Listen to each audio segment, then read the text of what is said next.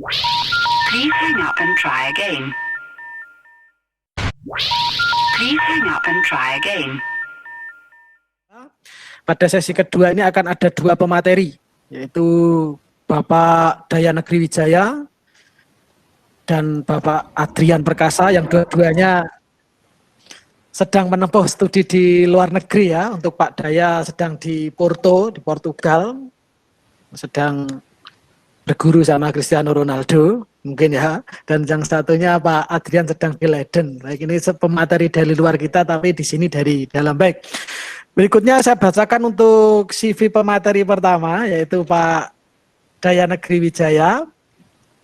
Menyelesaikan sarjana pendidikan sejarah di Universitas Negeri Malang pada tahun 2011, sarjana sastra Inggris Universitas Brawijaya, jadi dia menempuh dua studi langsung di UM dan UB dengan dua lintas, yaitu satu sejarah dan satunya Inggris, dan menempuh studi masternya di Sunderland pada tahun 2013, jadi di S2-nya dia sudah di Inggris, dan sekarang menjadi staf pengajar sekaligus sekarang sedang menempuh studi doktoral di Porto, di Portugal, dengan minat penelitian yaitu tentang ekspansi Portugis ke Nusantara. Baik, untuk mempersingkat waktu kepada Bapak Daya Negeri Wijaya, kami persilahkan untuk mempresentasikan materinya seputar mengupas bagaimana penelitian sejarah lokal itu dilakukan sebelum dikemas menjadi materi ajar. Pada Pak Daya, kami persilahkan untuk 15 menit ke depan.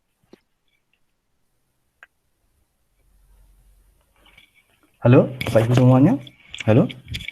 Oke, masuk. Bisa terdengar? Baik, yang terhormat Dr. Ali Sabto selaku Ketua Jurusan Sejarah, yang terhormat Mas Nur Fatah Abidin MPD, my partner in crime dulu waktu kita di Jakarta, Mas Adrian Perkasa MA, nanti insya Allah jadi partner in crime juga, Bu Indah, rekan-rekan Bapak Ibu guru semuanya, dan rekan-rekan, Assalamualaikum warahmatullahi wabarakatuh.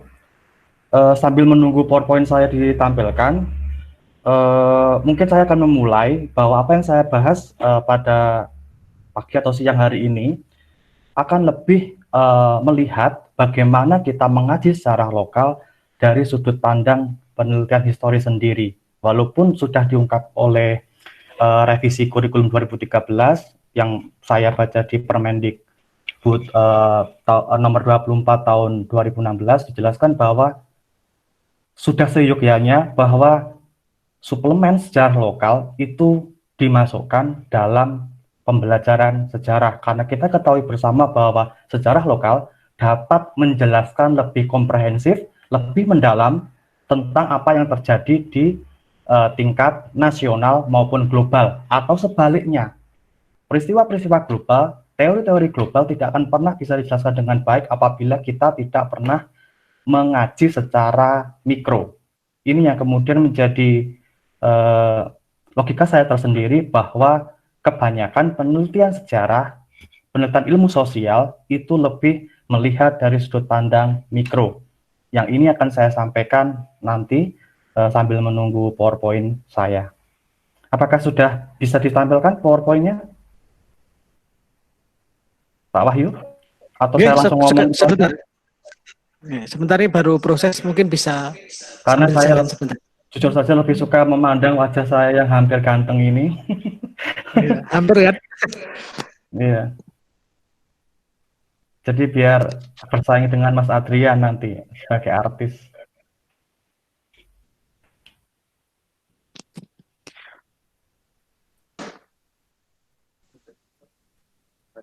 Mungkin Mas Daya bisa sambil jelaskan saja, nanti PowerPoint-nya menyusul, karena ini sepertinya terjadi agak sedikit trouble.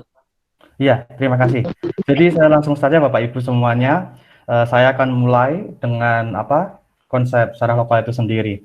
Yang saya pahami selama ini, sejarah lokal itu adalah salah satu bidang sejarah yang kita ketahui peristiwa yang berada di masa lampau, tetapi lebih bersifat geografis. Artinya sejarah lokal seperti Bapak Ibu pahami bersama, yang sudah digagas oleh Taufik Abdullah, Ike Dewija, Pak Wasino, Pak Warto sendiri, serta Pak Sartono Kartodirjo menjelaskan bahwa bentuk sejarah lokal itu lebih bersifat spasial, artinya dalam ruang lingkup terbatas, seperti kampung, desa, maupun kota.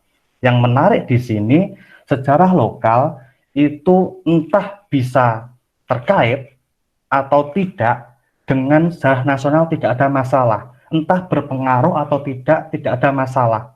Karena sekup atau unit yang dibahas itu terbatas pada lokalitas itu sendiri.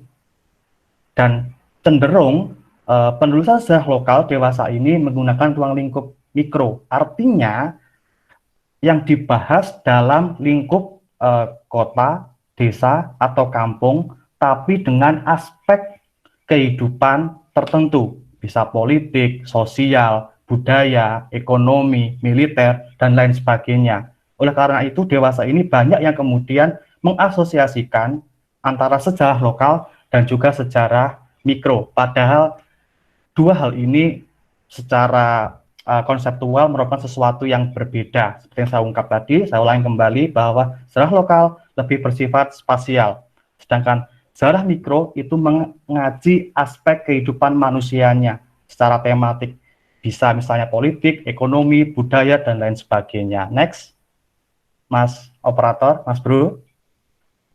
Jika kita pahami kembali dalam Seminar Nasional Sejarah pertama tahun 57, penulisan sejarah lokal itu banyak mendapat perhatian. Saya membaca dalam ringkasannya Pak Suryo Miharjo, dijelaskan bahwa pada waktu itu banyak yang menyajikan paper dalam tema sejarah desa, kota di seluruh Nusantara. Misalnya Palembang, Banten, Demak, dan lain sebagainya. Dan hal ini kemudian dicoba untuk digagas lebih lanjut dalam Seminar Sejarah Lokal tahun 84 yang saya kutip dari Pak Kunto Wijoyo bahwa sejarah lokal itu dapat kita bahas dengan mengaji dinamika masyarakat pedesaan, pendidikan sebagai alat dinamisasi dan integrasi sosial, interaksi suku bangsa yang lebih bersifat etnografis, revolusi nasional setingkat lokal ini yang kemudian banyak dikaji oleh sejarawan generasi 90 2000-an dan biografi tokoh lokal. Next, Mas Bro. Kalau kita perhatikan bersama bahwa kajian bibliografi sejarah lokal sudah banyak. Ini saya sampaikan beberapa saja, karena nggak mungkin saya sampaikan semuanya. Yang paling utama tentu saja kita harus merujuk pada Begawan Sejarah Indonesia, yaitu Pak Sartono. Beliau menjelaskan pemberontakan petani Banten yang diterbitkan dari disertasinya di Universitas Amsterdam University. Yang menarik juga bacaan yang klasik tapi juga sangat membantu kita dalam memahami sejarah lokal adalah karya dari Pak Taufik Abdullah. Jadi beliau mengumpulkan paper tentang sejarah lokal yang berada di Indonesia. Ada 12 atau 13 paper yang sangat menarik sekali. Dan Indonesianis, kita juga kehadiran Indonesianis yang membahas peristiwa 3 daerah, revolusi di dalam revolusi, bagaimana sejarah lokal, bagaimana peristiwa yang bersifat lokal itu juga berpengaruh dan bahkan menjelaskan bagaimana terjadinya revolusi yang bersifat nasional. Dan saya juga kebetulan mendapat mentor di sejarah yang telah membahas lebih lanjut mengenai historiografi sejarah lokal, seperti karya dari Pak Reza Udianto, menciptakan masyarakat kota, dan juga Pak Kajur sendiri, Pak Ari Sabto, yang telah mempublikasikan tesisnya berjudul Sisi Lain Revolusi Indonesia, Gerilya Kota di Probolinggo. Next, Mas. Jika kita pahami bersama, saya berupaya untuk melakukan telusuran selama 2 tahun ini, dan saya mencoba untuk mengambil jurnal-jurnal sejarah di Indonesia, tetapi yang telah terindeks atau berakreditasi nasional. Ada 4 jurnal Bapak Ibu, ada jurnal Paramita dari UNES, jurnal Citraleka dari Undip kalau nggak Unpad, saya agak lupa, dan CSB jurnal dari UM. Mungkin Bapak Ibu nanti bisa berkontribusi di jurnal kami, dan juga jurnal Agastya. Jadi ini saya ambil dari Sinta 1, 2, dan 3. Terlihat bahwa tema-tema yang ditulis sejarah lokal, yang ditulis papernya itu lebih bersifat atau memiliki aspek mikro yang berfokus pada bidang kehidupan, misalnya ekonomi, sosial, budaya, politik, dan militer. Next. Kalau kita perhatikan bersama, penelitian terdahulu atau paper-paper yang telah disampaikan itu lebih berfokus pada satu aspek kehidupan saja. Dan kebanyakan penelitian dan juga penulisan paper dalam jurnal itu lebih terfokus pada pasca kemerdekaan tahun 45 hingga masa kini. Akibatnya, masa kolonial dan masa kuno jarang mendapat perhatian. Menurut Pak Warto, dalam seminar sejarah lokal di UM juga pada tahun 2017, terlihat bahwa hal ini dipengaruhi oleh sumber sejaman yang terbatas. Dan tantangan lainnya, kita sebagai sejarawan juga harus memahami teks berbahasa asing, entah bahasa Inggris, Belanda, dan Portugis. Dan bahasa asing ini bukan bahasa yang kita dewasa ini pahami, tetapi lebih bersifat paleografis, artinya bahasa Inggris, bahasa Belanda, bahasa Portugis, tapi yang lebih kuno, abad 16, 17, 18, dan juga 19. Dan ini yang kemudian membuat kita mulai berharap bagaimana caranya kalau kita mencoba untuk mengisi ruang-ruang kosong dalam historiografi Indonesia, yaitu dengan mengaji sejarah lokal pada masa kolonial atau masa kuno.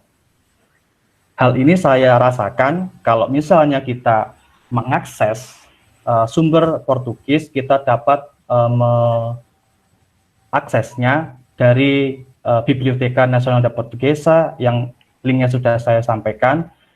Jadi hampir semua manuskrip mulai abad 15 kalau nggak salah sampai abad ke-19 sudah terdigitalisasi dengan baik, dan bahkan arsip Portugis di Arquivo Nacional Torre do Tombo itu juga sudah terdigitalisasikan. Nanti akan saya sampaikan lebih lanjut.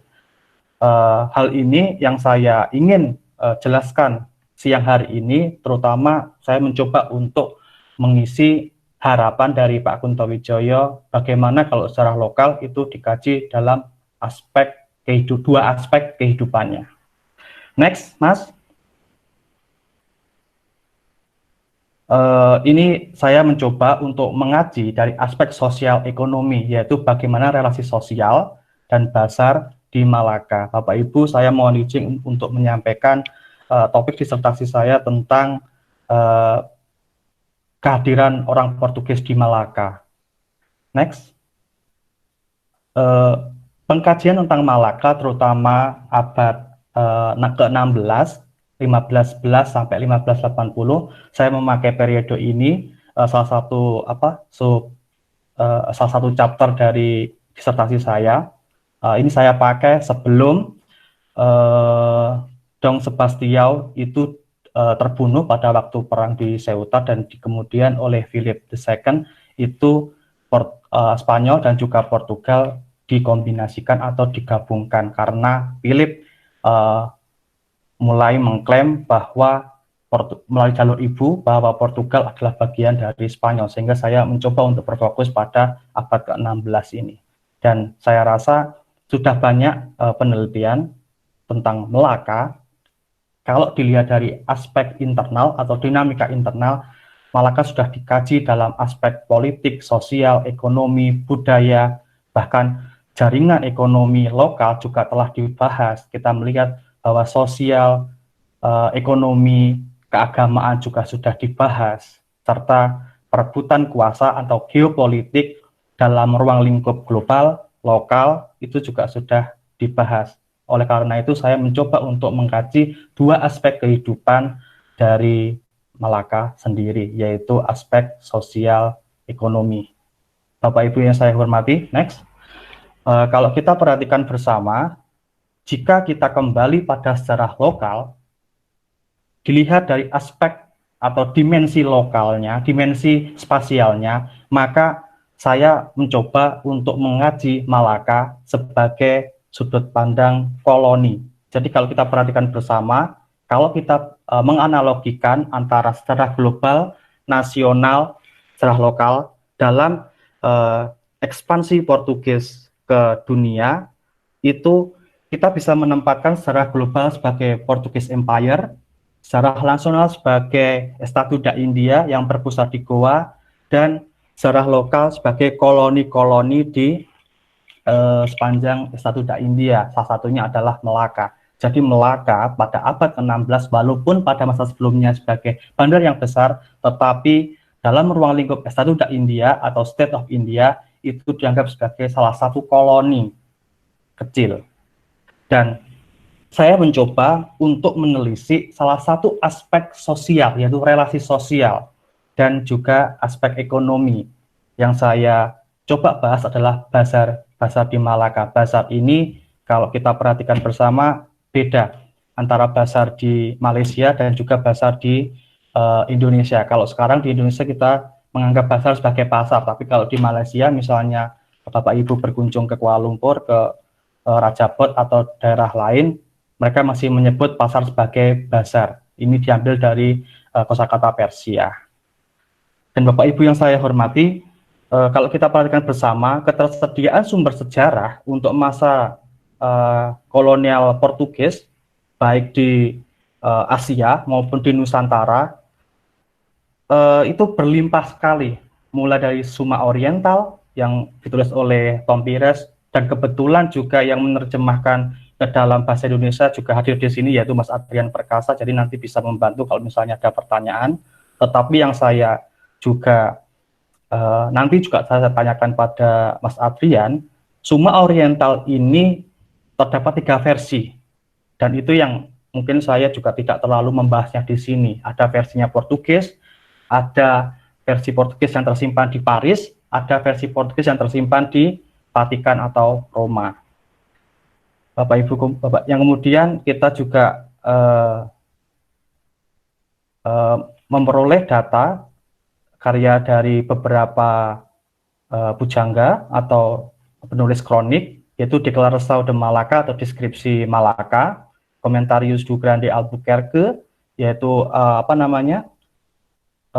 anak dari Albuquerque, yaitu Bras, itu mencoba untuk menyunting semua korespondensi Albuquerque dan kemudian dijadikan 4 jilid buku.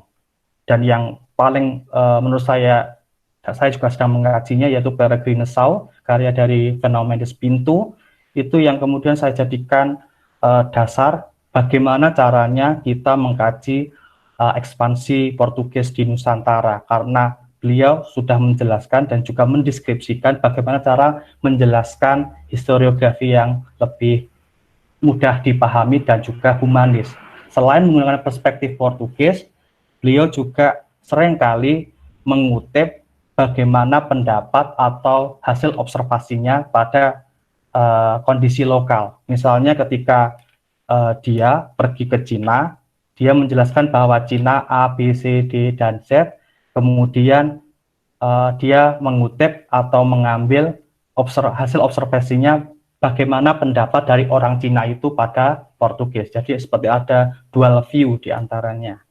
Dan salah satu kronik yang, bukan salah satu, tapi salah 2 yang paling mudah saya pahami, yaitu Lendas da India, karya Caspar Correa, dan Historia do Descobrimento e Conquista da India pelos Portugueses, karya dari Castaneda. Selain itu, kalau kita pahami, orang-orang Belanda, terutama orang-orang Flanders, itu juga ikut dalam kapal Portugis ke Nusantara, termasuk kalau kita pahami bersama Jan Huygens van Linschoten, kemudian menulis memornya yang berjudul Itinerario.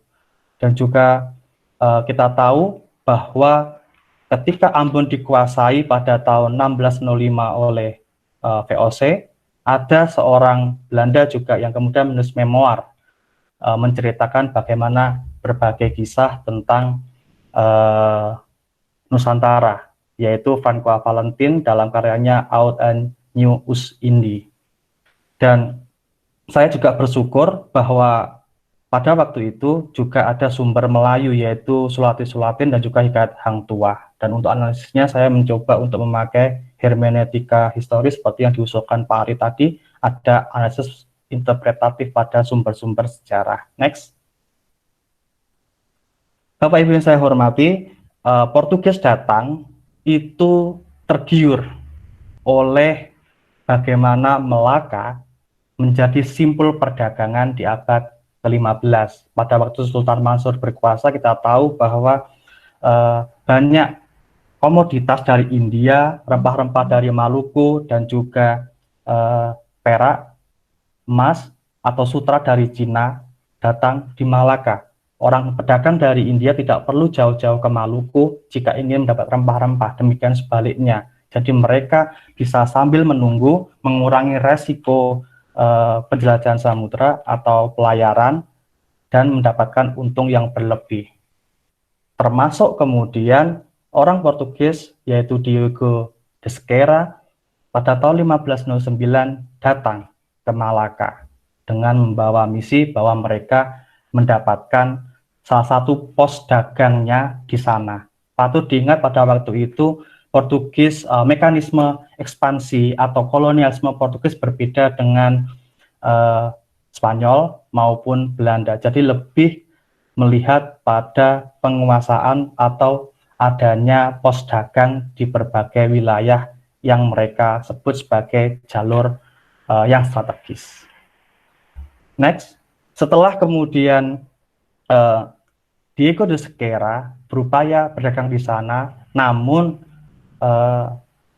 ada beberapa pedagang, terutama pedagang Muslim dari Gujarat dan juga nanti berkomplot dengan pedagang dari Jawa berupaya untuk menggagalkan aktivitas Portugis di sana karena mereka melihat bahwa barang perdagangan Portugis sangat murah jika dibandingkan dengan apa yang mereka gunakan. Sedangkan kita tahu pada abad ke-15 kain tekstil dari Gujarat, rempah-rempah dari Maluku pada itu dikuasai oleh Jawa. Sehingga jika kemudian Portugis datang membawa komoditas yang sama dengan harga yang lebih murah dan kualitas yang lebih bagus karena mereka punya jajahan di India, di Goa, itu yang membuat mereka gusar.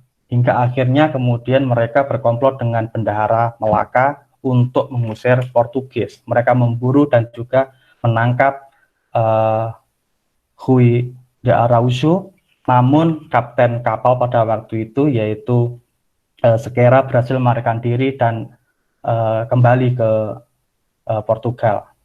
Ketika Sequeira ini kemudian kembali, dia sempat ngomong sama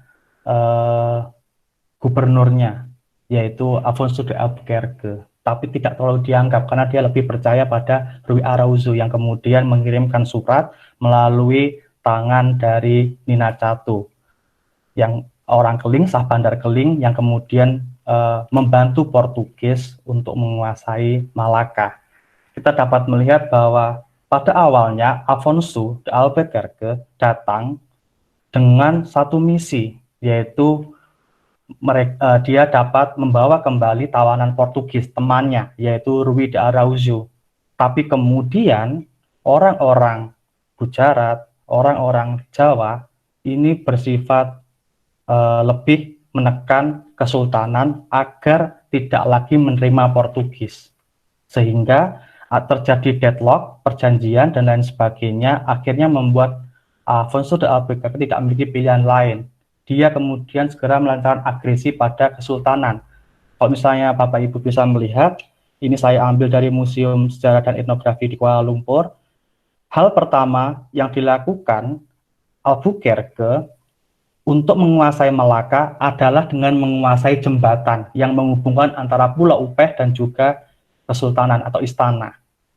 Jadi Sultan tidak memiliki kekuatan militer dan dia hanya berpedoman pada apa yang dimiliki oleh pedagang. Pada waktu itu hanya pedagang yang memiliki budak dan budak itu bekerja sebagai tentara. Sehingga ketika bridge atau jembatan itu dikuasai, maka mereka dapat dengan mudah menghambat datangnya pasukan dari Upeh dan menghancurkan istana Melaka. Walaupun orang-orang lokal pada waktu itu menggunakan panah, kemudian keris. Mereka tentu saja kalah karena pada waktu itu teknologi persenjataan Portugis sudah hebat. Bahkan di perairan Asia, banyak sejarawan yang menyebut bahwa kapal-kapal Portugis itu dilengkapi dengan meriam yang tidak pernah dimiliki oleh kapal-kapal Asia lainnya. Maka kemudian dia dapat dengan mudah untuk menguasai Melaka. Next. Setelah kemudian Albuquerque menguasai Melaka, dia berupaya untuk membangun kembali kota Malaka. Bapak Ibu yang saya hormati, kalau kita melihat dari bagian kiri, itu adalah rencana pembangunannya. Ketika Albuquerque datang ke Malaka, mereka tidak memiliki benteng. Oleh karena itu kemudian Albuquerque berupaya untuk membangun benteng yang kita kenal sebagai Alfamosa, yang peninggalannya juga reruntuhannya juga masih ada sampai sekarang. Dan kita perhatikan kembali di dalam benteng itu kemudian dibangun berbagai bangunan, dan bangunannya itu biasanya bersifat sipil, militer, dan juga religi. Kita tahu ada yang namanya, kalau misalnya Bapak Ibu bisa melihat, ada yang tapi huruf, yaitu misalnya huruf C, ada yang namanya Municipal da Cidade atau semacam kantor wali kotanya. Kalau misalnya Bapak Ibu juga melihat ada D, Misericordia, ada semacam bangunan gereja. Jadi hampir semua bangunan-bangunan di Malaka di dalam benteng itu lebih bersifat sipil, militer, dan juga religi. Bangunan-bangunan militer yang saya maksud adalah, kalau kita perhatikan bersama, ada di pojok-pojok itu ada baluards. Baluards itu bulwark atau seperti kubu pertahanan yang dilengkapi dengan meriam. Jadi sepanjang penyerangan baik Aceh maupun Johor sepanjang abad 16 tidak mampu untuk meruntuhkan Portugis di Malaka adalah kehadiran baluards atau benteng pertahanan ini yang dilengkapi dengan meriam. Next. Dan kalau kita perhatikan bersama, setelah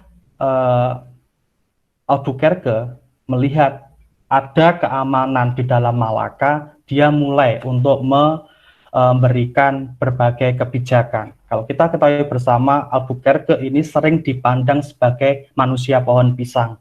Artinya, dia memiliki jantung tapi tidak memiliki hati. Dia berupaya untuk memburu dan membantai Muslim di Malaka.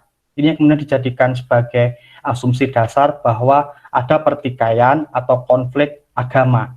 Padahal tidak. Bapak Ibu yang saya hormati, sepanjang saya membaca, saya melihat bahwa Albuquerque ini berbeda. Dia sering menggunakan semangat reconquista untuk mengejar orang-orang Moor pasca perang salib agar dia dapat memiliki atau dapat mencapai hasrat politiknya, yaitu mendapatkan kekayaan. Dan itu yang kemudian kita pahami sebagai pola pikir untuk memahami bagaimana perbedaan kebijakan Albuquerque di Goa dan juga di Malaka. Di Malaka, dia mengusir hampir semua pedagang Muslim. Tapi di Goa, dia menyuruh tentaranya atau memperbolehkan tentaranya untuk menikahi perempuan-perempuan Muslim.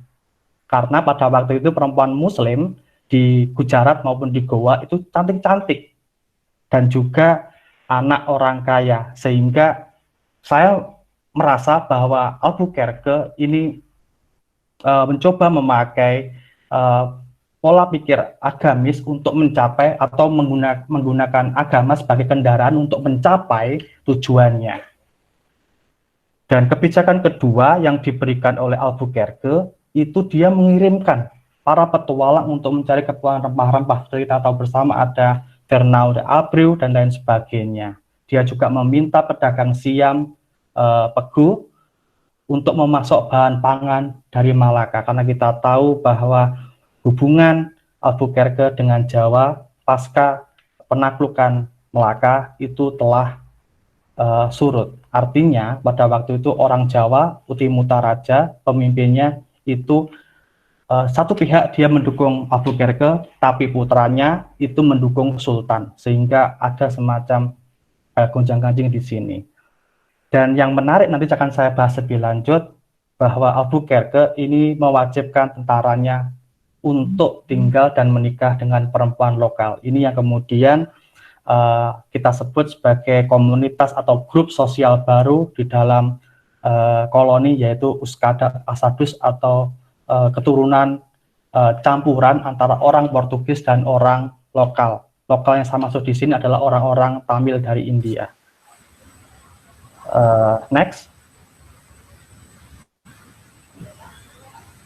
Bapak Ibu yang saya hormati, relasi rasial di Malaka itu dimulai secara ambigu. Pada awalnya mereka melakukan diskriminasi pada Muslim, tapi ketika Estefão da Gama pada tahun 1545 itu berkuasa, dia memperbolehkan bahkan menarik pedagang Muslim dengan pajak yang lebih rendah daripada pedagang lainnya. Jadi setiap kapal yang berdagang di Malaka itu dikenakan pajak hanya sebesar 6% saja dari komoditas yang dibawa. Berbeda dengan pedagang lainnya yang dikenakan sebesar 10%. Dan yang menarik lagi, banyak populasi di Malaka itu yang memiliki status sosial sebagai budak. Pada awal kedatangan Portugis dan posisinya di Malaka itu hanya berjumlah 30 orang. Dan kebanyakan ada orang Tamil, orang Cina, orang Jawa, dan agar bisa mendatangkan penduduk yang banyak, mereka kemudian mencoba untuk melakukan kawin campur antara tentara yang ada di Malaka dan juga penduduk lokal. Ini yang kemudian disebut sebagai mestizo atau topas. Dan kalau misalnya banyak orang beranggapan bahwa orang-orang Portugis itu lebih cenderung mereka tidak melakukan diskriminasi melalui konsep lusotropicalism, bahwa budaya Portugis dapat diterima di koloni, itu juga tidak terlalu benar, karena kita tahu bahwa ada diskriminasi di dalam tubuh Malaka sendiri, di dalam ekspansi Portugis di Malaka sendiri. Kita melihat bahwa memang Nina Catu sebagai orang lokal, dia pedagang Tamil yang berada di Malaka, dia dijadikan sebagai bendahara, tapi kenyataan yang ada tidak semua porsi itu diberikan padanya. Termasuk juga Aregi Mutiraja, dia seorang Muslim dari Luzon, dia diberi tumenggung, tapi tumenggung di sini memiliki fungsi yang berbeda, artinya tidak lagi sebagai penjamin keadilan, tetapi lebih pada representasi pedagang Muslim yang ada di Melaka.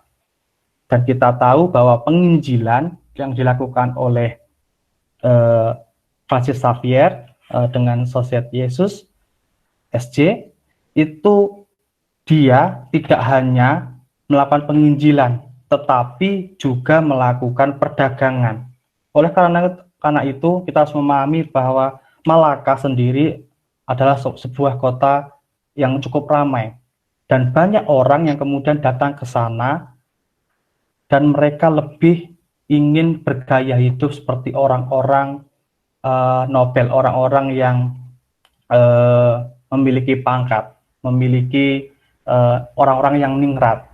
Sehingga pada waktu itu banyak orang yang kemudian mereka tidak lagi ingin untuk melaksanakan tugasnya, tapi lebih berpijak pada keuntungan-keuntungan pribadi. Sebagai contoh, Kapten Malaka, Estefão da Gama, pada tahun 1545, dia bukan hanya menjalankan aktivitas politik atau perdagangan dari Kekaisaran Portugis, tapi dia juga meminta salah satu pensiunan tentaranya, yaitu Fernão Mendes Pinto, untuk berdagang dengan atas kemauannya sendiri. Dan keuntungannya tidak masuk pada kas negara, tapi masuk pada kas pribadinya. Inilah yang kemudian membuat Portugis semakin hancur karena banyak orang yang tidak hanya bekerja untuk pemerintah, tapi dia juga mengambil keuntungan pribadi. Bapak Ibu yang saya hormati, yang ditampilkan di PowerPoint itu adalah basar-basar yang berada di Malaka, tapi ini masih berbentuk rencana, artinya masih ground plan. Sebenarnya yang paling komplit itu ada di bukunya Manuel Faria y Sousa.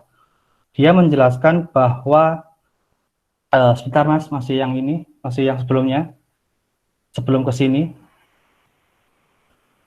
Dia menjelaskan bahwa terdapat beberapa basar. Yang paling penting adalah Kampung Kampung Keling yang berada di pesisir, kemudian Kampung Cina yang di sebelahnya Tangkeira yang ada garis hitam itu yang besar, kemudian ada di sini yang agak kecil dekat dengan Rio da Malaka atau Sungai Malaka itu ada Kampung Jawa. Pada kenyataannya di situ bukan Kampung Jawa tapi Kampung Pegu. Kampung Jawa itu ada di muara sungai. Jadi ini yang membedakan antara gambar di rencana dengan keadaan sebenarnya. Next.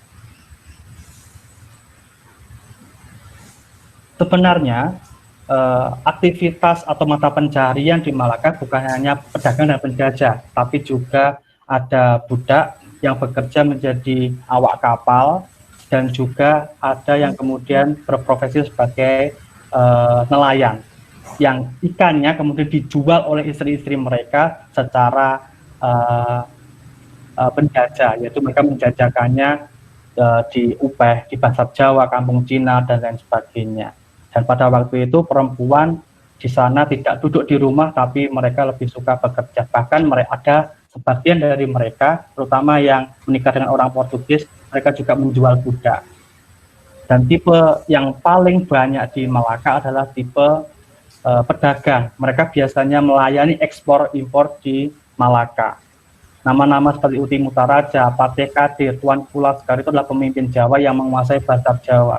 Makanya enggak salah jika kemudian banyak masakan Jawa, lalapan itu juga dijual di Jawa, karena sudah dari abad ke-15, 16 masakan Jawa, kuliner Jawa itu sudah menjadi makanan yang biasa.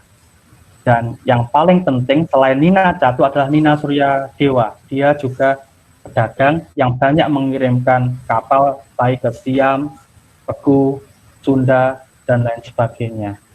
Dan yang menarik juga ada Ariki Mutiraja. Dia juga sebagai representasi Muslim, tapi dia berasal dari Luzon. Menariknya dia tidak tinggal di Pulau Upeh, di Bandar Malaka, tapi dia tinggal di pedalaman, yaitu di Minjau. Dia sebagai seorang tumenggung, tapi dia juga tidak lebih bersifat politis, tapi dia lebih pada pedagang, yaitu berjual beli, termasuk mengirimkan komoditi Malaka menuju Siam, Borneo, Sunda, dan juga Pasai. Next. Dan kalau saya simpulkan, penulisan sejarah lokal masa kolonial itu dapat kita lihat dari dinamika internal, terutama dari sisi koloninya. Dengan analisis, kalau misalnya tidak mikro, kita bisa mencoba untuk mengisi harapan dari Pak Kuntowijoyo dengan melihat dua aspek kehidupan. Kita juga perlu melakukan kajian bibliografi dan indeksasi sumber sejarah lokal agar guru-guru sejarah dan juga mahasiswa jika ingin mengemas materi sejarah lokal dapat dengan mudah mencari kemana sumbernya, beserta dengan adanya percepatan penelitian mahasiswa. Kalau sudah diketahui bibliografinya, maka akan lebih mudah untuk mengerjakannya. Next. Ini sebagian dari referensi yang saya gunakan. Next lagi. Next lagi. Dan yang terakhir, saya juga berupaya untuk menyampaikan informasi tentang kehadiran Portugis di Asia, terutama saya membuat Instagram, dan kalau misalnya Bapak Ibu berkenan, itu bisa memfollow akun saya, yaitu Luso ASEAN. Demikian, Assalamualaikum warahmatullahi wabarakatuh. Baik, waalaikumsalam. Baik, terima kasih untuk Pak Daya. Baik, selamat siang lagi Bapak Ibu dan rekan-rekan semuanya. Saya mencoba untuk menanggapi dari Pak Sarbini, Sani, sampai Pak yang terakhir itu yang saya baca itu Pak Eko Hadi. Jadi kira-kira ada sekitar 16 pertanyaan plus komentar dari Mas Adrian tadi tentang Suma Oriental. Jadi yang saya kemarin diskusikan juga dengan pembimbing saya tentang Suma Oriental, Mas Adrian, beliau malah berpikir bahwa now fast problema, artinya adalah kamu jangan membuat permasalahan Daya. Kamu cukup membaca yang Armando Cortesa aja. Kamu nggak usah nyari ke Vatikan, kamu nggak usah nyari ke Lisboa lagi. Karena informasi yang disampaikan Tom Pires itu juga terbatas pada awal abad ke-16. Dan Tom Pires sendiri juga masih berfokus pada kemakmuran Jawa. Menurut Fernão Mendes Pinto dalam Peregrinação, beliau juga menjelaskan bahwa sebenarnya ada daerah yang lebih makmur daripada Jawa, yaitu Siam dan juga Pegu. Tapi karena ada distorsi dan keinginan Tom Pires untuk mengundang Estatuda India di Goa agar lebih memberi perhatian pada Malaka, akhirnya Tom Pires itu cenderung untuk memuji kejayaan atau kemakmuran Malaka dan juga jaringan perdagangannya. Jadi saya sama seperti Adrian coba untuk fokus pada Armando Cortesa tadi dengan berbagai pertimbangan. Kemudian saya mencoba untuk membahas pertanyaan dari Pak Sarbini Sani plus yang mirip dengan pertanyaan Pak Dias Danu, yaitu bagaimana penyusunan kurikulum sejarah lokal di tingkat SMP di Kota Tegal. Bapak Ibu yang saya hormati, kalau kita berbicara kurikulum, maka kita harus merujuk pada kurikulum itu sendiri. Yang saya pahami, revisi terakhir dari kurikulum 2013, saya nggak tahu kalau dewasa ini ada revisi lagi, yaitu merujuk pada Permendikbud tahun nomor 24 tahun 2016. Diungkapkan bahwa guru sejarawan itu seyogyanya memberikan suplemen materi berdasarkan dari kurikulum yang sudah dirancang. Yang harus dipertimbangkan kalau kita perhatikan aspek materinya itu harus berdasar pada kompetensi dasar dan juga kompetensi inti. Dan secara teknis penyusunan kurikulum sejarah lokal di tingkat SMP di Kota Tegal, Bapak Ibu saya rasa tidak bisa bekerja sendiri. Kita harus berkolaborasi dengan sejarawan yang telah membahas Tegal, terutama dari berbagai masa. Kalau misalnya ada mahasiswa sejarah yang membahas Tegal, kita bisa libatkan. Oleh karena itu, saya sendiri juga masih berupaya karena kolaborasi itu nggak mudah. Bagaimana kita menerima pendapat orang lain itu juga susah. Jadi, abad dewasa ini adalah abad kolaborasi, abad cooperation. Kita nggak bisa kemudian melihat sejarah dari sejarah, tapi kita harus melihat secara multidimensional. Artinya, banyak orang lain yang terlibat dalam sejarah. Sebagai contoh, jalur rempah Nusantara yang dipromosikan Indonesia sebagai tandingan dari obor Cina, itu tidak hanya mereka merekrut sejarawan, tapi budayawan, politisi, pengaji HI, kuliner, dan lain sebagainya. Menariknya, kalau misalnya ada kolaborasi, penyusunan kurikulum, hingga pengembangan materi, baik dari sejarawan, guru sejarah, maupun mahasiswa sejarah, maka kita akan menciptakan materi yang tepat secara inovatif secara materi itu pada siswa. Ini terlepas dari keadaan siswa, tingkat intelektual siswa, dan lain sebagainya. Motivasi itu yang perlu kita kembangkan kembali, dan itu yang paling tahu tentang kondisi sekolah atau kondisi ekonomi siswa, didik itu adalah guru. Sejarawan hanya tahu bagaimana menyusun materi, tidak tahu bagaimana keadaan siswa. Karena tingkat bacaan sejarawan dan siswa juga berbeda. Bagaimana menyampaikan narasinya juga berbeda. Kemudian untuk Bu Hasnah Faiza, dan ini pertanyaannya mirip dengan pertanyaannya Bu Yuliati, bagaimana sejarah lokal bisa dijadikan sejarah nasional? Bapak Ibu yang saya hormati, kemerdekaan kita tidak akan pernah terlepas dari peristiwa Rengas Dengklok. Jadi kalau kita kembali pada ungkapan Pak Sartono Kartodirjo bahwa sejarah lokal itu kadang berdampak atau berpengaruh pada peristiwa nasional atau tidak berpengaruh, nggak ada masalah. Maka dalam segi ini, dalam sudut pandang ini, maka peristiwa lokal itu berpengaruh pada kejadian yang berimbas, berpengaruh pada peristiwa nasional. Jadi tergantung, saya tidak terlalu hafal KD-nya berapa, tapi ada KD tentang masa proklamasi, dan kita bisa memasukkan, menyelipkan bagaimana kondisi di wilayah kita, bagaimana keadaan proklamasi, sekitar proklamasi di Blitar misalnya, di Tulung Agung dan lain sebagainya. Dan saya rasa sumber-sumber terkait itu sudah banyak. Kalau misalnya Bapak Ibu membaca kembali karya-karya seperti misalnya karya Pak Ari Sabto, kebetulan beliau juga menulis disertasi tentang Madiun pada masa revolusi nasional. Kemudian ada pertanyaan Pak Andi Chandra, ada 3 pertanyaan, dan saya rasa sangat penting. Satu saran, rekomendasi, dan juga 2 pertanyaan. Sejarah lokal sangat penting, iya. Bukan hanya sebagai pengulas atau penambah daya analitis pada kejadian secara nasional maupun global, tetapi yang lebih penting adalah memberikan kedetailan bagaimana historiografi itu dibangun. Pertanyaannya Pak Andi, itu yang kedua, sejarah lokal sering terdistorsi dengan keinginan politik elit lokal. Bukan hanya, jadi gini, Bapak Ibu yang saya hormati, yang saya baca selama ini di Portugal, ketika masa kerajaan itu runtuh dan digantikan oleh kediktatoran Salazar, banyak orang, banyak sejarawan, banyak politisi itu yang menginginkan rasa nasionalisme di Portugal itu bangkit. Oleh karena itu, mereka memberikan proyek Lusotropicalism, bahwa budaya Portugis itu bukan malah menjajah, bukan malah melakukan penjajahan pada budaya lokal, tetapi yang paling penting di sini adalah adanya proses asimilasi antara budaya Portugis dan budaya lokal. Terlihat ada yang namanya bahasa Kriol. Di Malaka kita tahu ada bahasa Tapia Kristang. Kalau misalnya Bapak Ibu ke Tugu, ke Jakarta bagian utara, Cilincing, itu ada budaya Kriol Portugis yang berkembang, namun sudah punah bahasa Portugis Kriolnya.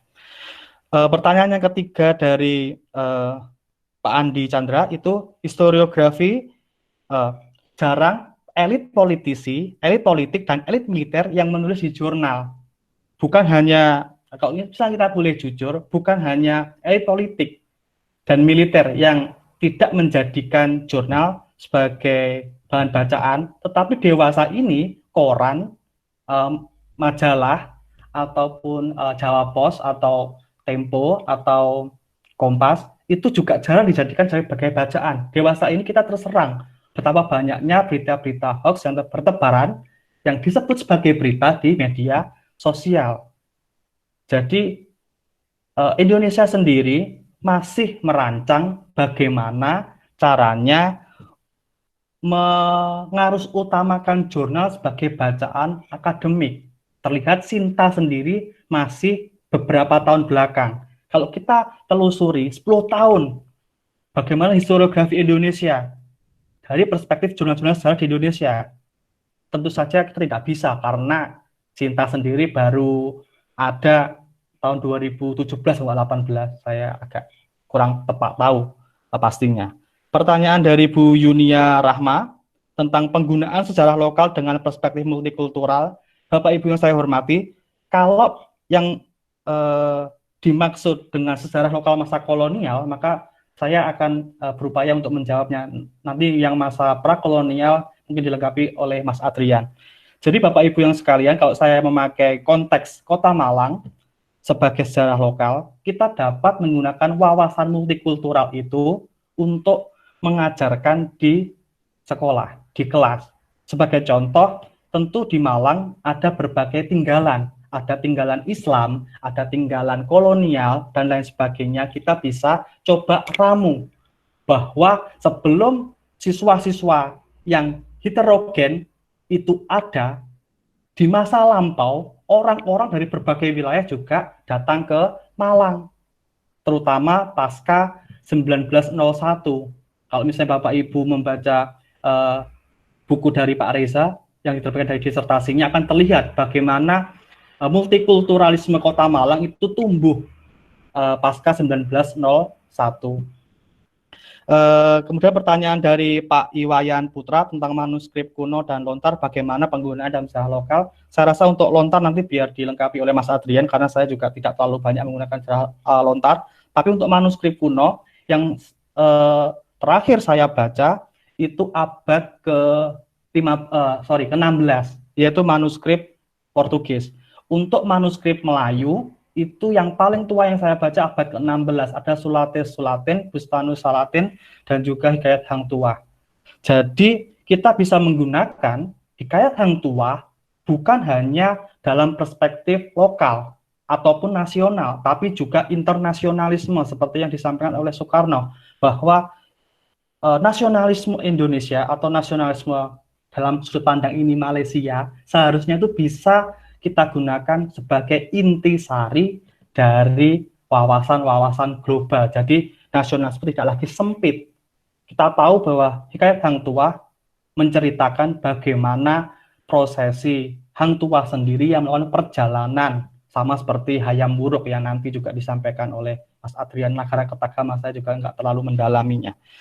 Untuk pertanyaan Bu Endang Pratiwi, apakah bisa dongeng yang turun-temurun dijadikan sebagai sumber sejarah lokal? Tentu saja bisa. Namun, seperti disarankan oleh Mas Adrian, kita harus melakukan yang namanya korobasi atau perbandingan sumber. Sebagai contoh, kemarin saya sedikit diskusi dengan Pak Margana, Profesor Leiden juga sepertinya, dan juga dosen pengajar di UGM, menjelaskan bahwa memang ada sumber Portugis, tapi kita juga ada sumber lokal yang menjelaskan bagaimana kehadiran orang Portugis menurut perspektif lokal. Yang dimaksud Pak Margana di sini adalah bagaimana kehadiran Portugis di Jepara itu dilihat sebagai Mbah Jenggot, karena kebanyakan orang Portugis itu memiliki jenggot. Jadi orang Jawa tidak mengenal sebelumnya orang Portugis, menyebutnya sebagai Mbah Jenggot.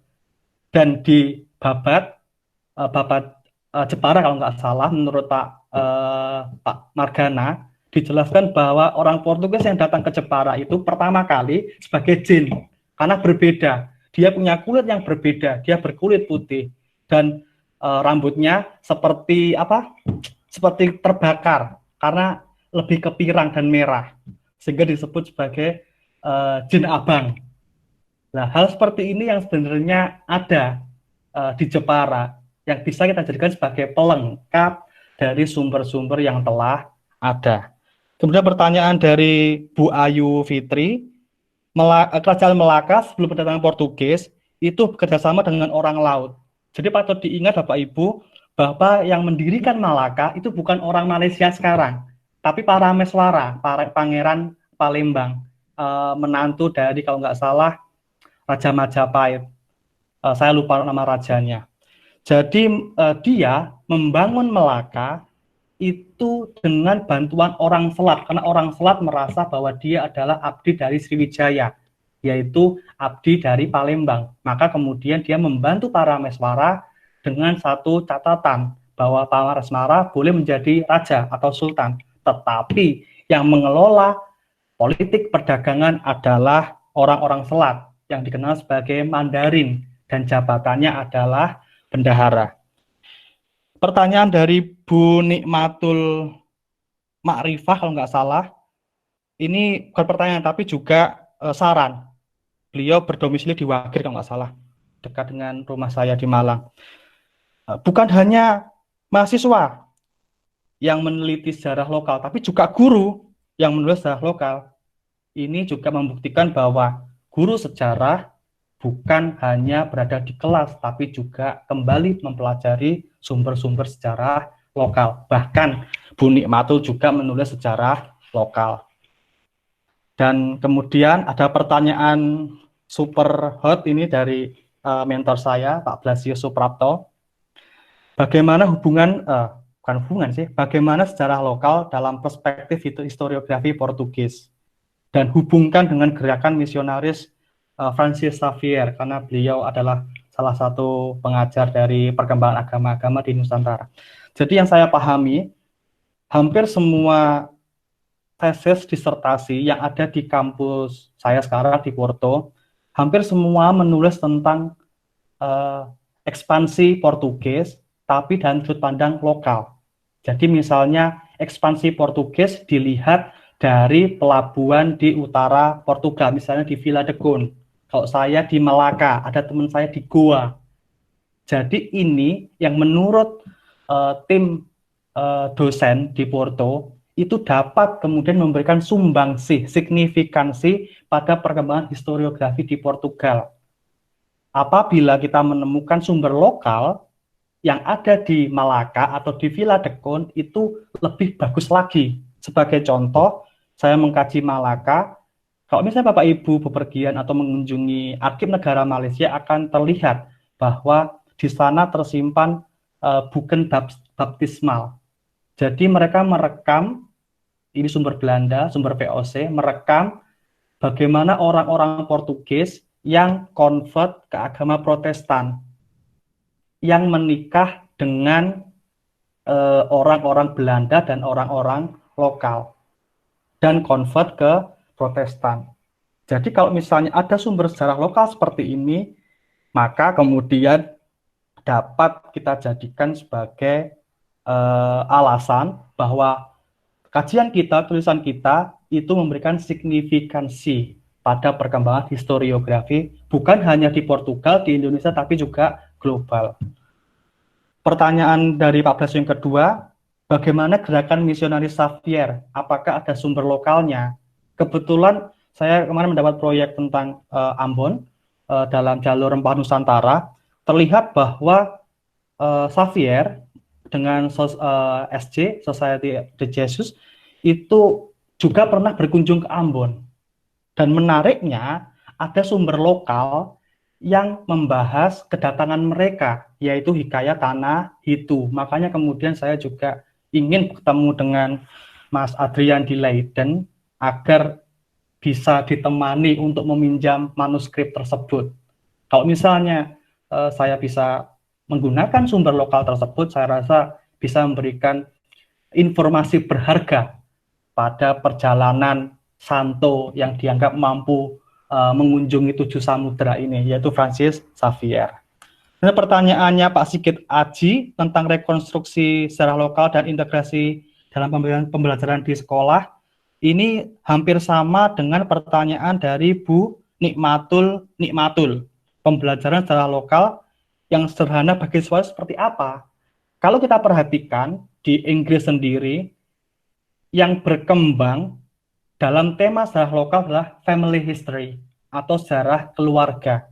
Kita bisa memberikan tugas pada siswa kita bagaimana sejarah dari keluargamu, bagaimana aplikasi dari metode sejarah yang sederhana, misalnya heuristik, verifikasi, interpretasi, dan historiografi itu dapat kita terapkan untuk menulis sejarah lokal.